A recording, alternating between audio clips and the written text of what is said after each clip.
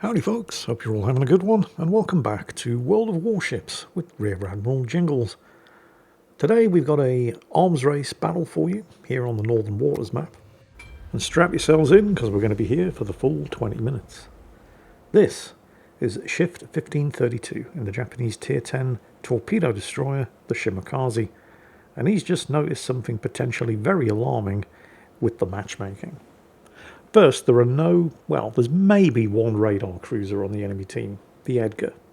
But it's probably not. It's probably got a smoke screen instead. And his team have two radar cruisers, the USS Jacksonville and the Stalingrad. But the enemy team potentially might have something worse. He's asking in chat, and I'm not expecting him to get an honest answer, but he's asking the enemy Chungmu, please tell me you're not running radar. Because while the enemy team almost certainly don't have any radar cruisers, they might have 3 radar destroyers. They've definitely got at least 2. The Black and the Smaland both have radar. The Chungmu might as well. Probably doesn't. Probably has the smoke screen instead. But it might have taken the radar. So potentially, the enemy could have 4 radars. The Edgar, the Chungmu, the Black, and the Smaland. That's 3 radar destroyers. Wow, that's not bad, Jingles. I mean, it could have been worse. I mean, it's not good, but it could have been worse. It could have been 3 radar cruisers. No. For my money, 3 radar destroyers. If you're in a destroyer, especially a stealthy destroyer like the Shimakaze, 3 radar destroyers are worse than 3 radar cruisers any day of the week. Because while going up against radar cruisers is really fun in a destroyer, they're not going to be probing the cap circles in the same way that an enemy destroyer equipped with radar is. And you can generally see the radar cruiser coming. That's not necessarily true if it's a destroyer with radar. Shift does have one advantage. Well, he's got 2 advantages. One, he's the stealthiest ship in this battle. Although, with potentially this much radar around, stealth isn't going to make that much of a difference. But he does also at least have the radio location skill. It's not much, but it's always going to point to the closest enemy ship. So if that suddenly shifts direction, somebody else just got a lot closer. Torpedoes away. Shimakaze, of course, has a choice of 3 different sets of torpedoes. You've got the Type 93s, which are basically the noob tubes, the default torpedoes that the ship comes with. They have a 20-kilometer range, and they can be spotted from low Earth orbit. Then you have the suicide torpedoes, the F3, which are very fast, but only have an 8-kilometer range. Most Shimakaze captains tend to go for the Type 93 Mod 1s, which are these ones. They have a 12-kilometer range, they're reasonably fast, and they actually do the most damage. But what most Shimakaze captains don't do when they have a target to shoot at is shoot at it.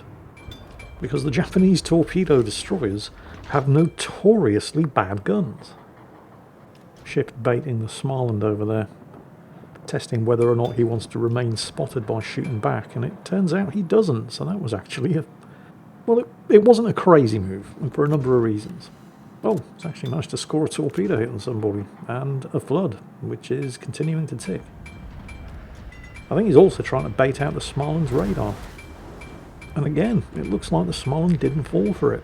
Bear in mind that when he engaged the Smaland, he was like 6.6, 7 kilometers away.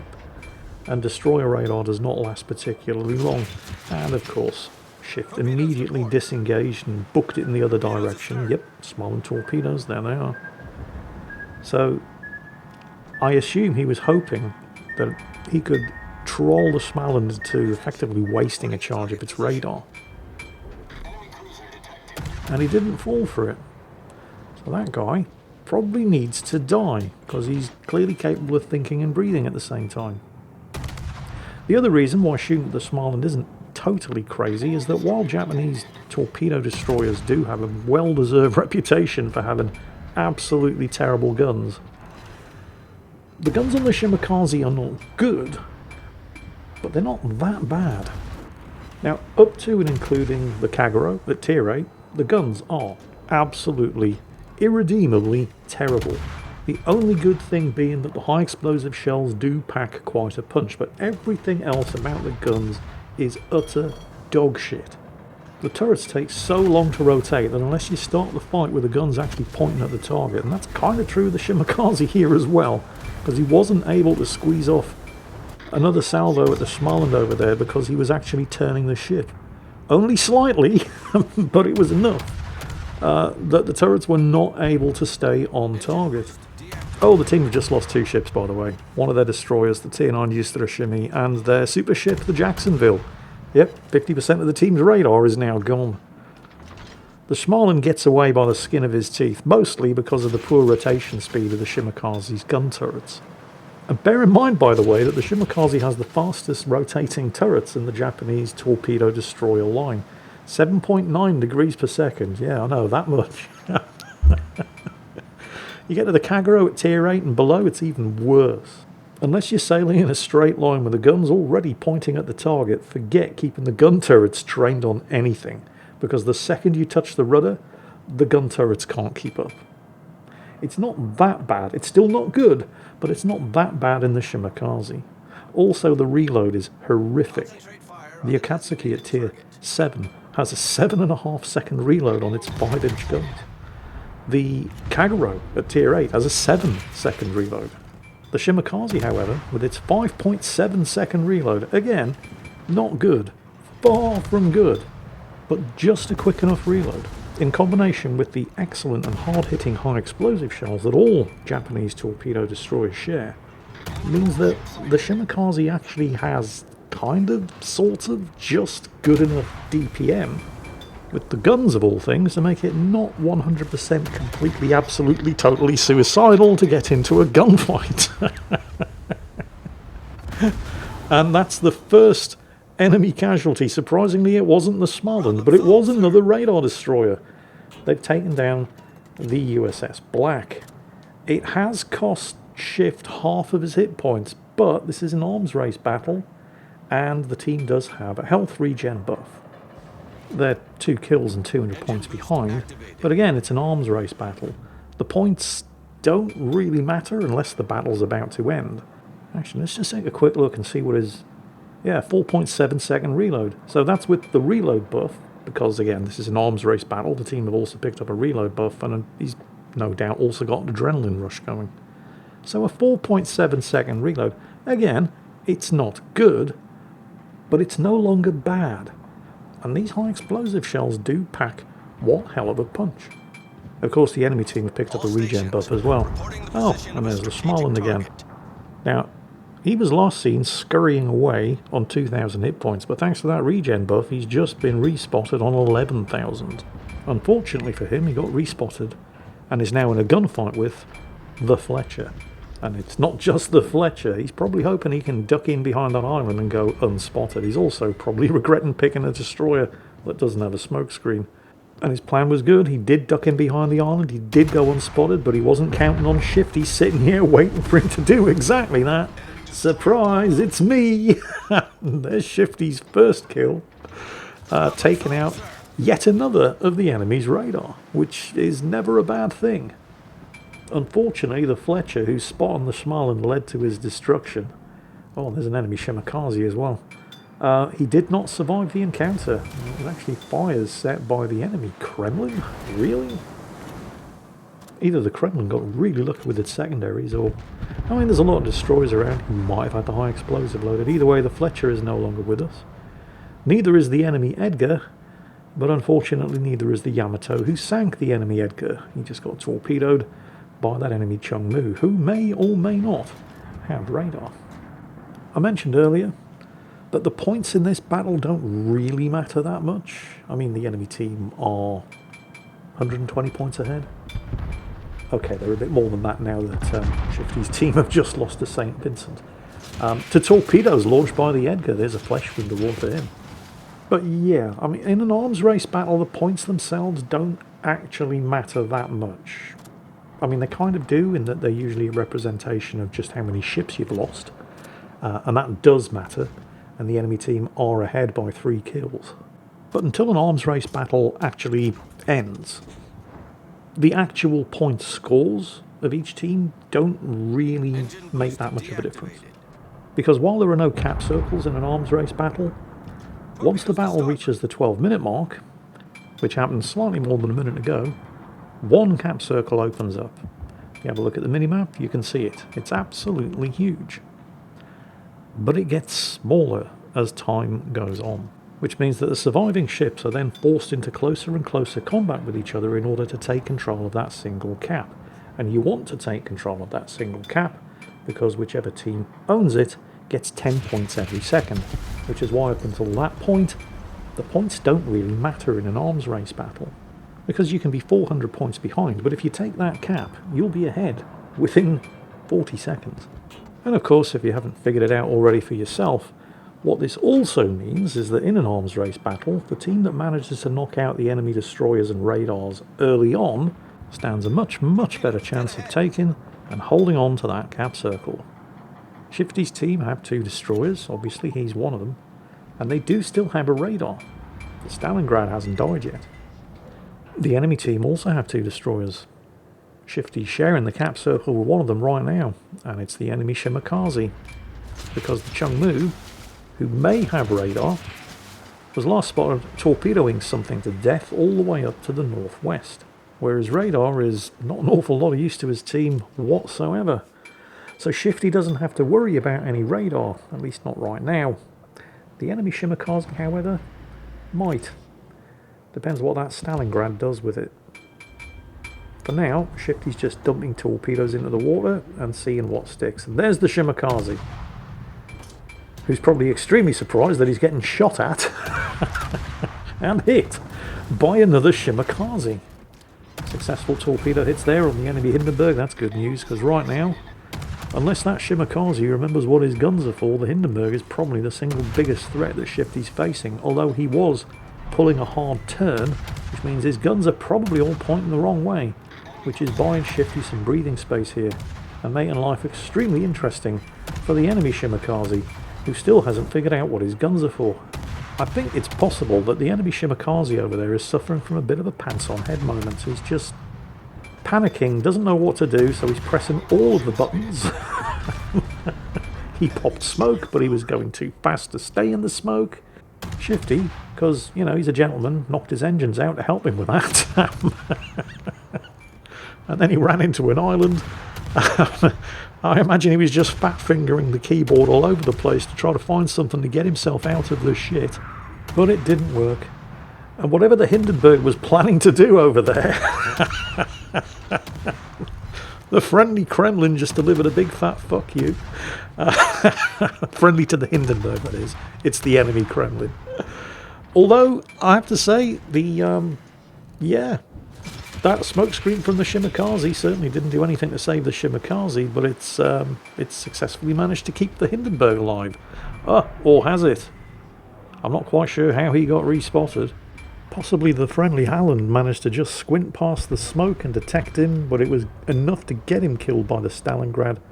The Halland's now in a gunfight with the Chungmu, who's still all the way up there to the northwest, and that's going to be fatal for the Chungmu because the Halland don't take no shit from the Chungmu, but he was of course also spotted and getting shot at not just by the Castilla, but also the Kremlin, who's managed to pick up his second kill, knocking out the last destroyer on the team that isn't Shifty himself in the Shimakaze. But since the enemy team now have no destroyers and no radar, despite being ahead by a kill, the balance of power has definitely shifted in favour of Shifty here. See what he did there? I'll get my coat. And also, I mean, the Kremlin is attempting to contest the cap, but, I mean, he's a Kremlin, and this is a Shimakaze, 5.6 kilometer stealth. It's also worth pointing out, because these torpedoes are almost ready to go again, Shifty's team have a triple reload buff, which means the reload on the guns, I think, is now down to sub 4 seconds, and the reload on the torpedoes is down to 1 minute and 3 seconds. And these torpedoes, and she can launch 15 of them at once, each hit for 23,000 damage. All Shifty has to do here is just, and it's not difficult because it's a Pommern and a Kremlin, he just has to keep them spotted and let the rest of the team do the heavy lifting. Have you noticed he has not actually used his smoke yet? Not once. He still has all 3 charges of his smoke screen, which means he's also not running the consumable expert skill, which is very unusual for a destroyer captain, but if you think about it, not completely crazy. Oof. There's more torpedo hits. Somebody's flooding. Don't know whether or not it's the Kremlin or the Pommern. Well, whoever it is, they've used their damage control. The temptation for Shifty to smoke up here and just start shooting. Oh, he's doing it! It's the first time he's used his smoke this entire battle. And as long as he's not the only one with line of sight to these guys, it should be fine. But, I mean, the Shimakaze only has two consumables, the smoke screen and the engine boost. And Shifty's already shown that he has good enough situational awareness to, well, really just not need the smoke screen. Oh, there goes the Pommern. Looks like the Kremlin's beached himself, sit and duck for the torpedoes, which are, of course, once again ready to go. Oh, the Castilla's taken out the Stalingrad behind Shifty. Shifty's probably... well, he's still got a minute and a half almost left on the smoke. But to his credit, he's enough of a team player to understand that while it is fun sitting in a smoke screen, showering the poor defenceless battleships with high explosive shells, he's of more use to his team spotting.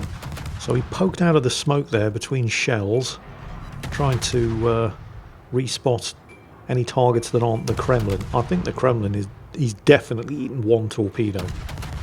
Yeah, he's going to need to respot now. He's had his fun, but the team need targets to shoot at. They are still outnumbered 3-4. So, yep, there's the Kremlin.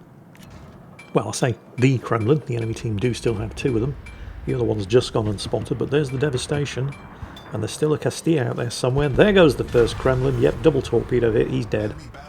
Torpedo's ready to go again. Back into the cap circle. Also, there's a buff here he can pick up. He's got it. His team now have the maximum level of the increased damage buff. By the way, I don't know if you noticed, you maybe did, but it's worth pointing out for those of you who didn't. That kill on the Kremlin, Shifty's third kill in a Shimakaze, that's his first kill of the game with the torpedoes.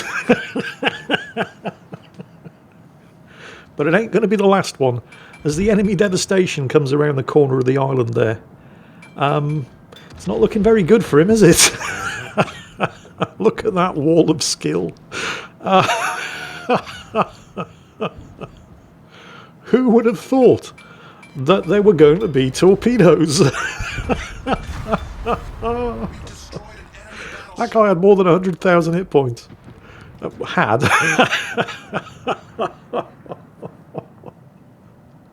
So what was the devastation's excuse? He's like, wait, so the triangle symbol's a destroyer. Ah, so that's where the torpedoes came from. I mean, yeah. Well, the enemy team's only chance now is for somebody to get into this increasingly smaller cap circle. And it looks like the Castilla, as the team's cruiser and the slightly less obvious target than the... oh, what's the other... oh, yeah, it's a Kremlin, isn't it? Yeah, there's no way a Kremlin's getting into this cap circle undetected, but the Castilla has a chance. The only problem is Shifty has significantly better stealth, and he has the radio location skill. But the Castilla does have a chance. If he can just tuck in behind that island, he can go undetected while contesting the cap circle. So Shifty's job here is to keep him spotted so his teammates can blast him before he manages to... why is he not... okay, that was unexpected. Why isn't he tucking in behind the island? It is literally his only chance. He's now getting shot at by everybody. Wait, no, he is turning in behind the island. Okay, good. Or is he just... no, he's not. I don't know what the Castilla is doing. He appears to have chosen violence when he could have hidden behind the island, contested the cap circle, and not died. But he has instead chosen violence. Well, Murphy's laws of combat never interrupt the enemy when they're making a mistake and all that, and the Castilla is definitely 100% making a mistake. Again, the temptation here to just start smoking up, because he still has 2 charges left on his smoke screen, and shooting, and then claim another kill. The temptation must be overpowering. But once again, Shifty maintains trigger discipline, because now he gets to play with the Kremlin, who has just run out of friends and is no longer ahead on points, and stands absolutely no chance of getting anywhere near that smaller and smaller cap circle without sucking on a whole bunch of torpedoes. So Shifty doesn't even need to take the cap. Remember, when you're losing, and the Kremlin is very much losing, You're the one that has to make all the risky plays. You're the one who has to take the chances. And right now, the Kremlin's only possible chance is to contest that cap.